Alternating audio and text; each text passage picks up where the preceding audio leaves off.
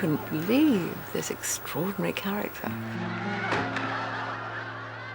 He used to work like a horse. He really always worked very hard. Oh, no, don't stop me off on that.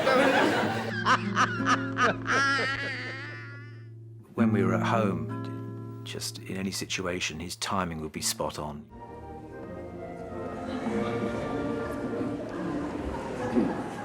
He can make a laugh from anything, really. Doesn't need a script. The cleverness of movement and ability to trip over and not hurt himself. That's so clever, really.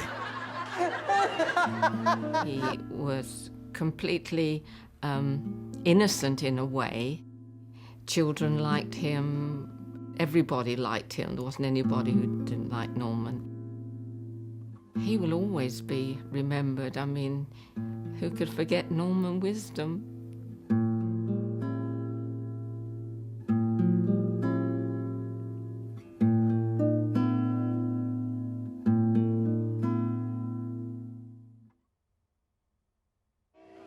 I'm not good looking. I'm not too smart. On screen, we saw the Master Fool, a cheeky comic character with great musical talent and a physical prowess which made Norman Wisdom Britain's biggest and most bankable film star of the 50s and 60s. His was a natural talent. Norman's upbringing lacked the luxury of formal training. Indeed, it lacked any luxury at all. When asked about his childhood, he would always deliver an old music hall gag. I was born in very sorry circumstances. Both of my parents were very sorry. Yeah, really, yeah. Behind the jokes lay a dreadful reality. Life was tough for young Norman and his older brother Fred. Raised in this house in London's Maida Vale, in 1915 this area was poverty-stricken. More devastating still, at the age of 9, Norman's family was torn apart. His father, a chauffeur, was violent and neglectful. His mother felt forced to leave home. Norman's life in the early years was quite hard because his father was quite cruel. His background was horrendous. I mean, a dreadful family life, like absolutely beaten and punched and kicked and knocked about by his father. He used to wallop me and my brother, but it did me good in a way, because I remember on one occasion he picked me up, and this is really true, and he threw me up and I hit the ceiling. Really true, and I came down and landed just by the sink, which we used to have then in the drawing room, and it taught me how to fall, you know. Between the ages of 9 and 11, Norman and his brother lived more or less as street urchins. Attending school barefoot, they regularly stole food to survive. To be discarded by your parents at an early age, I mean, he stayed with his grandmother for a period, but, you know, you really are fending for yourself. You know, it's something that you wouldn't even dream about, really.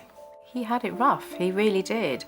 And I think that's what gave Dad the determination to, you know, make something of his life and not continue sort of like living like that. At the age of 13, Norman left school. He walked from London to Cardiff to look for work. He told me that he was going with a friend, and I said, well, how did you eat? Where did you sleep? It took you 2 weeks. What did you do? What were the practicalities? And he said he took a sandwich, and they just used to sleep rough in a hedgerow. Before he knew it, he was a cabin boy on this ship, the Maine Court, bound for Argentina. It was a hard life, but it was very helpful for, you know, the life to come. I learned boxing, for instance. Who taught you that? Because the blokes used to be on the deck, you know, all doing the sparring for exercise and so forth. I used to stand and watch them, and one day they said, hey, do you want to join in, son? He spent 3 months at sea. Feeling proud of his achievements, Norman headed back to London to trace his estranged father. Norman, when he was about 14, decided to find out where his dad was and went and asked his grandmother, and she gave him this address.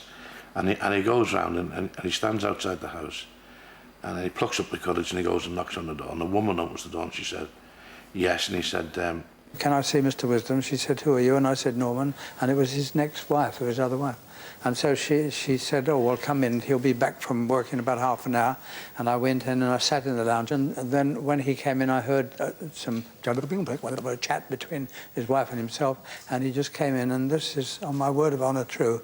He just opened the door, looked at me and said, out. And I went out and I walked down the steps. There were about 3 or 4 steps down. I stood in the road. He slammed the door and I said, I'll never see you again. I never did. There you are. True. It was a short, sharp exchange, and that was it. What can you say? I mean, it was out, and that was it. I think, how'd you get over that?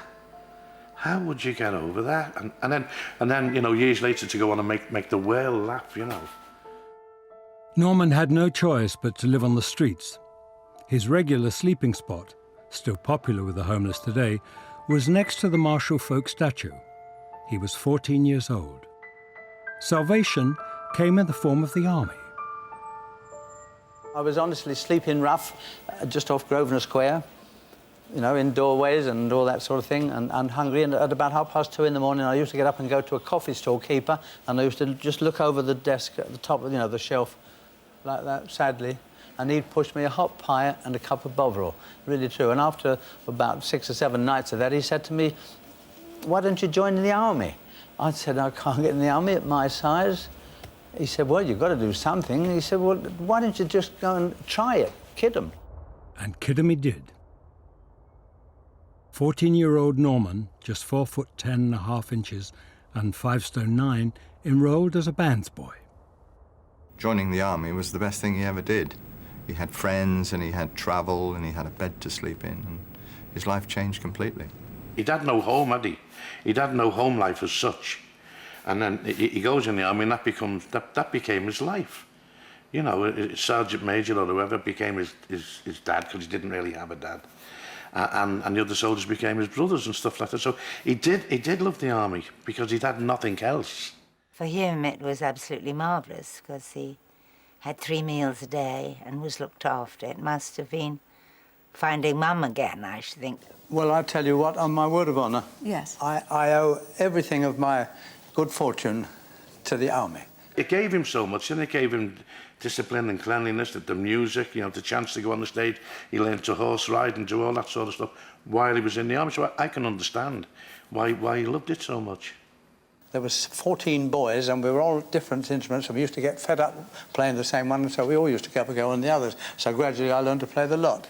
Clarinet, saxophone, French horn, trumpet, drums, piano. That'll do. 5 years of Norman's tour of duty was spent in India. He became the flyweight champion of the British troops in 1936. He'd also discovered a talent for comedy. What made him realise that he could make people laugh was apparently they were putting on a show and doing some sort of entertainment, and he started doing a tap dance in his army boots, and they started to laugh at him because it just looked so ridiculous. And in his head he was thinking, oh, they're laughing at me. And that's where it all started.